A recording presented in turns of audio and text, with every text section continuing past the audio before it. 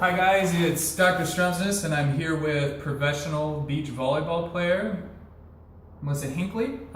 She just placed third in her last pro beach volleyball tournament against Misty May. So that's the level of volleyball player we have right here today.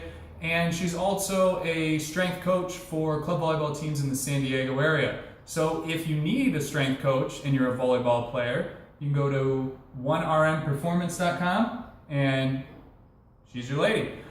Today we're going to go over a couple drills that you can do to help get your whole body in the rotation if you're a volleyball player, and then also help stabilize the legs, because with a lot of female athletes what you see is that little wobble when they do a squat or they jump, and a lot of times it's just because they're not coordinated to do the right activation of the glutes. So we're going to try and get the rotation in the body, which also helps the back pain issue that a lot of volleyball players have, because I'm sure you've seen it. A lot of volleyball players, they're hinging and when they're coming to hit, they hinge up and they come down. So not only is that going to rob performance from them, but it's also going to lead to possible shoulder, elbow, and back pain in the future. So today we're going to start off in, this is a DNS position. It's called high oblique sit. And it's a developmental position that I use with almost all my volleyball players, also with pitchers, lacrosse players, other things like that. But it's just to get the rotation into the body. And after we show that, then we're going to move on and do the next step, which is going to help activate the glute. So with my assistant right here, we're going to go ahead and show you it. So first what you want to do is we're going to have the whole palm secure. We're going to push this front shoulder and see how even she's wanting to come a little forward with it. So we got to get it so it's neutral position. Bringing this arm apart, we're stretching across the whole back. We want those wide, stable shoulder blades.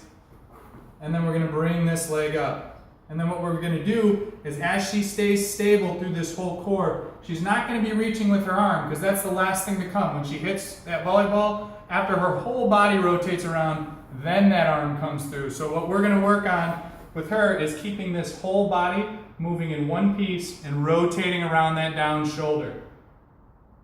And so not only are we training shoulder stability, but we're getting her whole back into the movement. And then she can even put her arm, relax that for a little bit for me, into the position like she's going to hit a volleyball, and she can rotate through and rotate through. So what we want to do is start to get that feeling, and then if she's not rotating through well enough, I can add a little bit of pressure and help her get even a little bit more mobility through there. Once we do that, and once they have that feeling of that rotation without collapsing, so if she collapses through here and doesn't have good core stability, she's going to overload her shoulder, overload her low back, but this also teaches her that in neutral position, the body counterbalances itself.